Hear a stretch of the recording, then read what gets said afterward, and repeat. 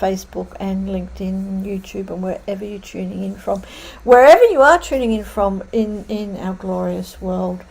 Of course, my name's Sophia from Sacred You, and today I have the absolute honour, excitement, I'm really excited, and the pleasure to talk to our beautiful guest, Alice.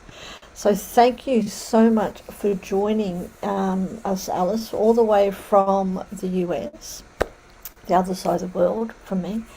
And Alice, let me just tell everyone about you, because you've got a beautiful story and I really want to go in to your journey a little bit more. But Alice is a domestic violence survivor and a cancer survivor. There's so much there. Now you thrive in guiding other women through meditation and self-awareness to become a genuine, powerful, or to become the genuine, powerful women that they were meant to be, to step into their power. Today we are talking about from trauma to triumph, unveiling the real you, to experience a genuine level of self-love. Really love that, Alice. Truly, it touches my heart. So thank you so much for joining us.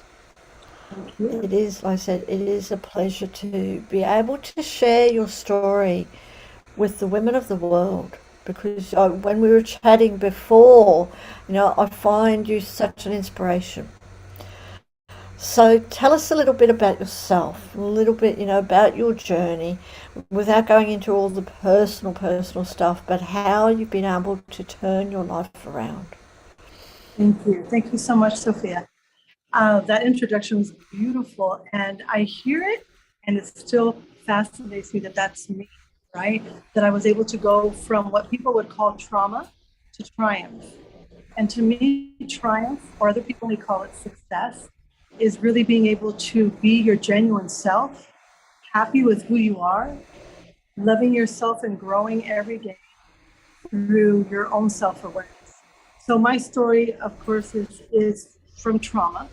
Growing up, it comes from abuse in my home as a child, abuse as I got married at 16, stayed married for 35 years, and endured different types of abuse.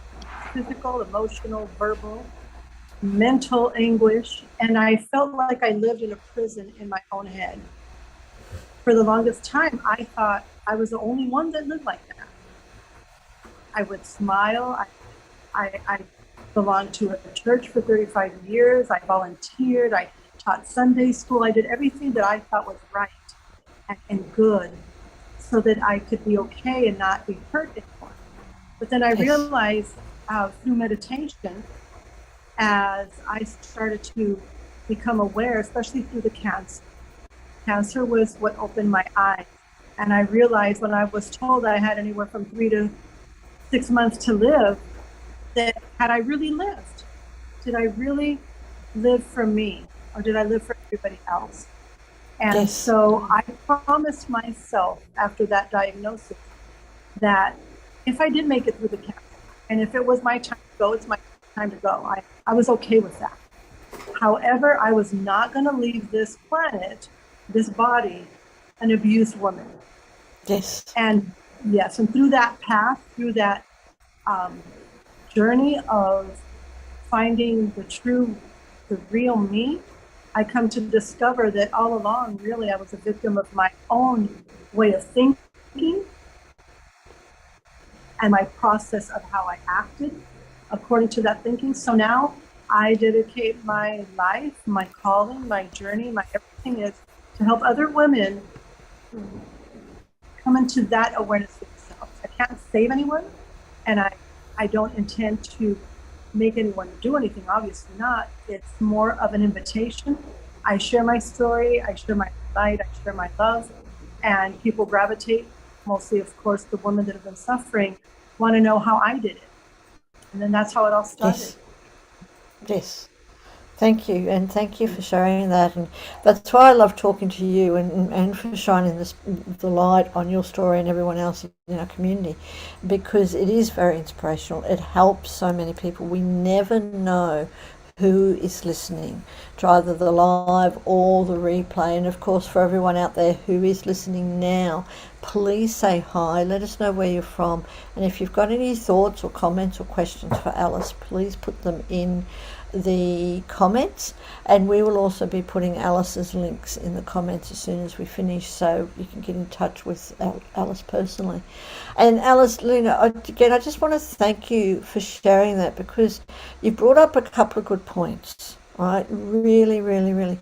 You realised that you weren't living your own life. Right, you were living other people's lives, which happens so much in today's world. We all, when I say we, a lot of people in their journey, especially women, we grow up being people pleasers, and we grow up putting ourselves last, always doing for others, right? Always, in all different types of relationships. And I know it's a very challenging time when you've got family and young children, because you have to be there. But even, when those children grow up, we're still always, as the generalization, doing for others, and pleasing other people what they want, not what we want. So can we go into that a little bit more? And how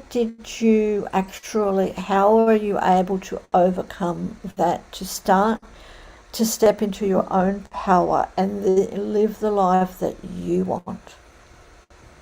Oh, my story has a little twist. Most women who suffer from domestic violence usually starts verbal. Yes. Then it becomes too emotional and all those feelings, maybe a little shove or a push here and there.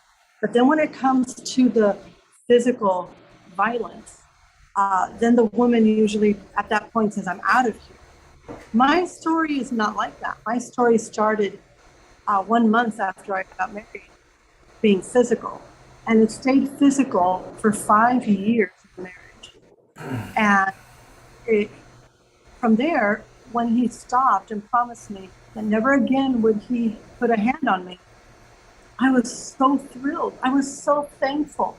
And I said, finally, I'm not going to be beaten anymore, right? So I could not notice that the verbal and the emotional abuse was something that was actually abuse. I was under the impression that as long as I behaved, as long as I was nice, as long as I did everything the best that I could in the home, I wouldn't be punished. I wouldn't be hurt. So whenever he would yell at me or insult me or treat me in a way that I was scared emotionally, I remember, and well, at least he doesn't hit me. At least I'm okay now. So I conditioned myself to believe that was okay. And it started to turn when my middle daughter, I have 3 daughters and a son. My middle daughter was probably about 14 years old. This is right when computers were starting to come out. During the abuse, I was living in Mexico. I had no phone, no computer, no contact really with the outside world except for church. And there I had to hide it very well. So my daughter said, Mom, I have a homework assignment to do, and can we go to your office to use your computer in your office? And I'm like, okay. So I had to make a drive. I have a 30-minute drive. And when I get there, my daughter says, Mom, I don't have homework. I wanted to show you that you're being abused. Like, what are you talking about? I always covered everything up. My girls did not know of the physical abuse. They were too young. They never witnessed it. And so she reads to me something online that says verbal and emotional ways of treating people is also abuse. So that was the beginning where it opened my eyes. My own daughter was the one that, like, really, that's abuse? That's not abuse. Your dad just gets angry a little bit. He has problems with anger, but once he's past the anger, he's okay. I was so oblivious. But I lived like that still for at least, another good, probably another 15 years. I still lived under that type of regimen where it was verbal, emotional, mental, until I found meditation. And that is why I am very dedicated and passionate about the tool of meditation being something that can take you within, and you realize that there's a better and a different life out there, that you don't have to live like that you have a choice. And I really was under the impression that I had no choice. The church did not make me believe I had a choice. And the way that I was programmed made me believe I didn't have a choice. But meditation cleared all that away. So that was kind of the point, the stepping point for you, which is wonderful, where you're able to regain your sense of self, your sense of worth, and step back into your power and to get all that things out. So how has the meditation, helped you? What, I know, because I've been a long time meditator off and on, but for you, what are the benefits of meditation for you? First, it helped me with my physical. It helped me with a lot of anxiety. It helped me with fear. It helped me to embrace and to truly find that center place that was me. Find that love that I wasn't able to give myself. And I was so dependent on others to give to me.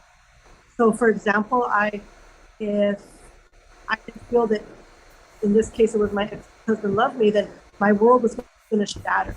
But meditation helped me understand that I have a deeper place. I have a soul, and I have a choice.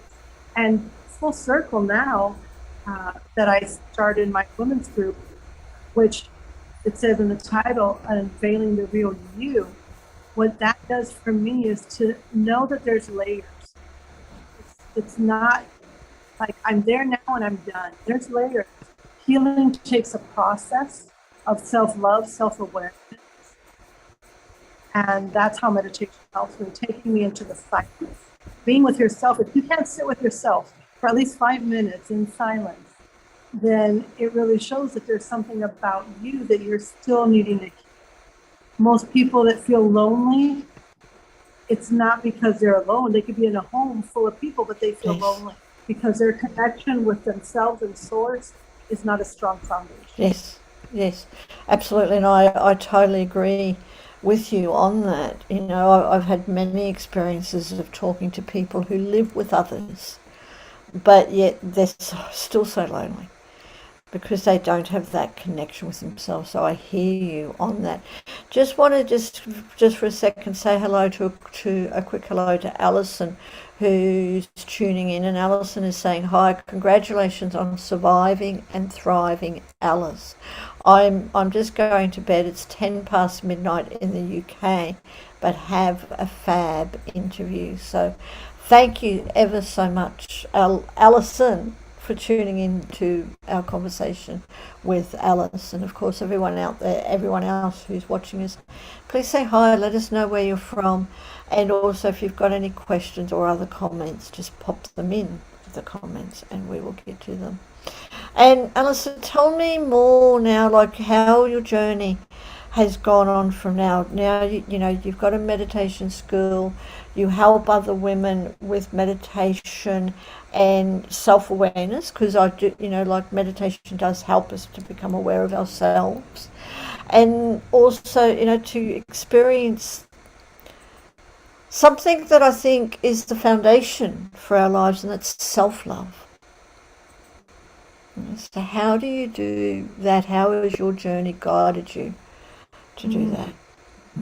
Well, self-love is usually what I used to think self-love was, you take care of yourself, obviously your hygiene, you take care of how you look, you eat right? All of those things say self-love. But deeper, when you go into that place of deep meditation, when you really want to unveil who you are and what has made you the way that you are, it takes a lot of self-responsibility. So with self-awareness, with self-love comes a lot of self-responsibility. So it comes to being genuine, transparent with yourself, letting go of the fear of being honest with yourself. Sometimes we don't catch that we lie. There were times I never considered myself a liar. I never lied to my purpose. However, my dynamic was built that I needed to survive. And now that I'm thriving, there's no need for me to be afraid of being my genuine, vulnerable self.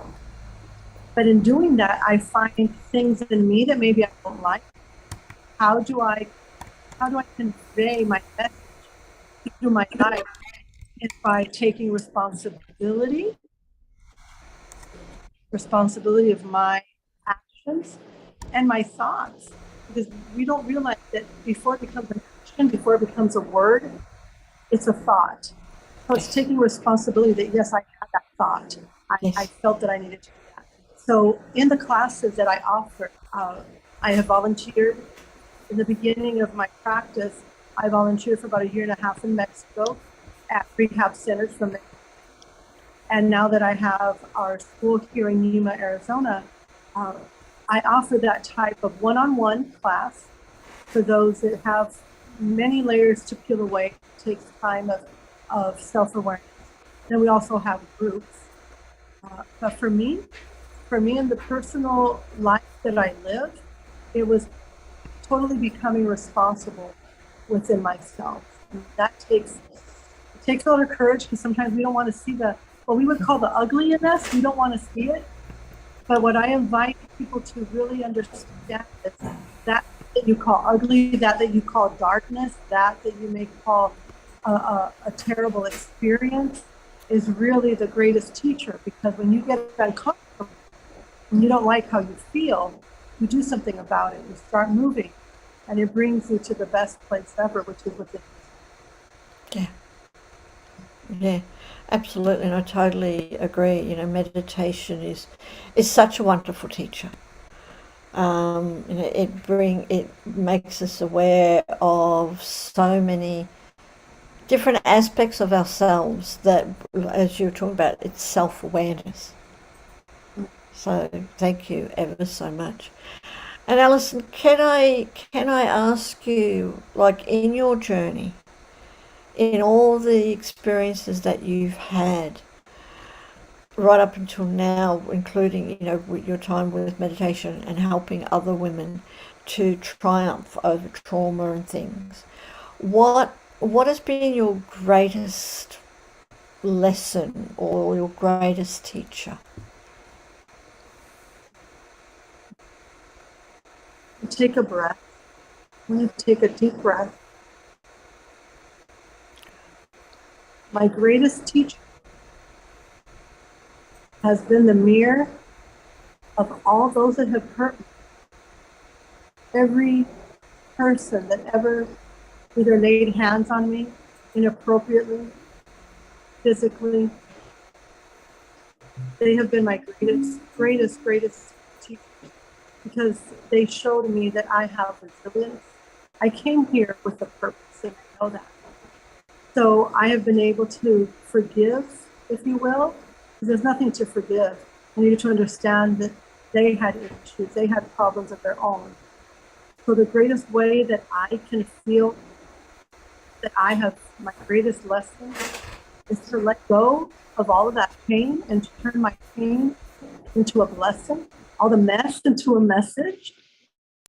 I know we've heard that many times before in this industry, is to be able to take everything that happened to me and use it for good, so that other women, especially young girls that are in a relationship of abuse, that they can open their eyes and make the choice for themselves.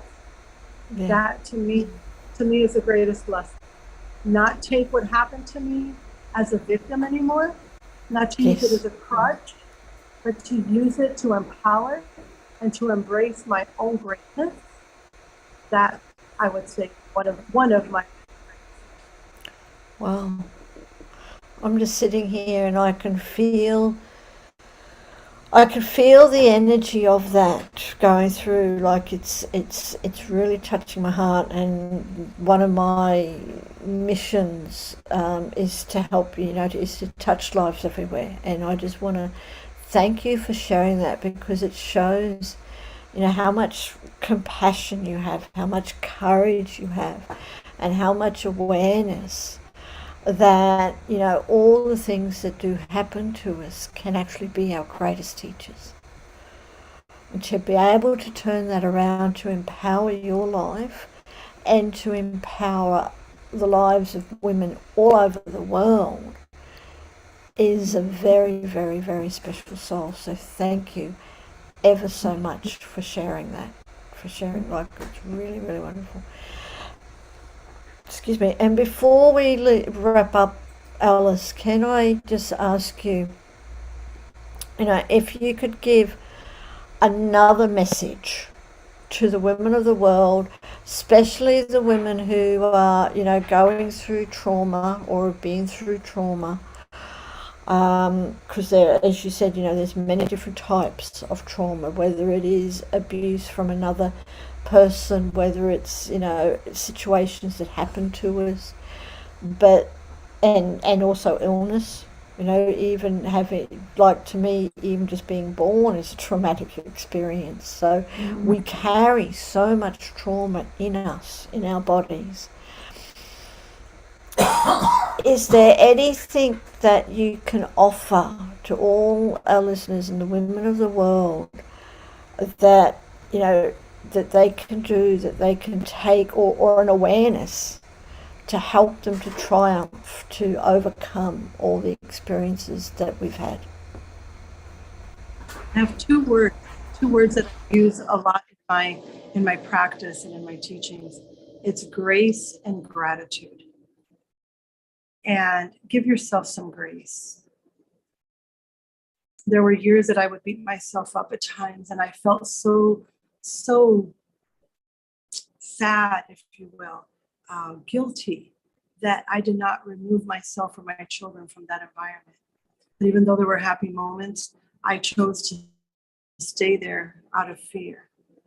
So I wasn't very graceful to myself in the beginning. So if you are going through trauma right now, and if you feel that there's no way out and you don't know what to do, just know you're not alone. And there are people out there that care. Second, if you just came out of it and you cannot find your ground, if you feel that you cannot live with the remorse, with the regret of why did I stay so long? Why did I do this to myself?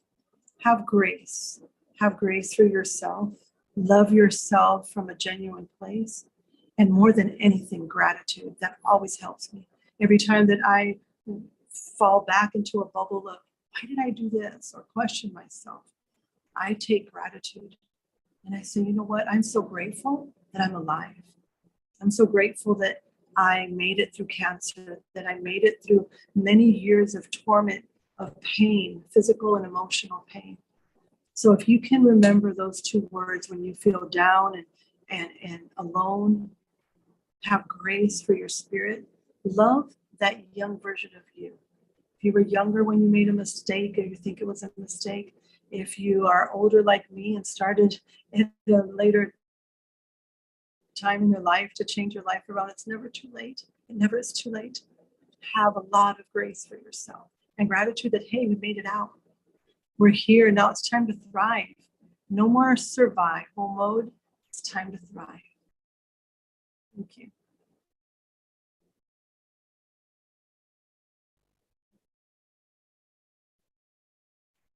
Sorry, I forgot that I muted myself. So thank you for that, for sharing that. It's really, really appreciated. Grace and gratitude. It's such a heartfelt thing. So really, really thank you. And one last question before we wrap up, because I know I've forgotten to ask you this, so I do apologize.